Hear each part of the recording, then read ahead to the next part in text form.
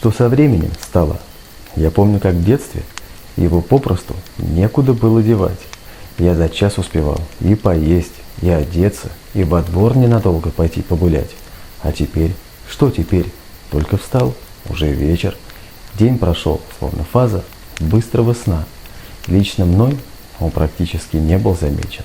Время враг, время лечит, время делать дела. Мы со временем стали чуть-чуть осторожней. И уже не бежим с ним на перегонки. Состязаться со временем? Нет, невозможно.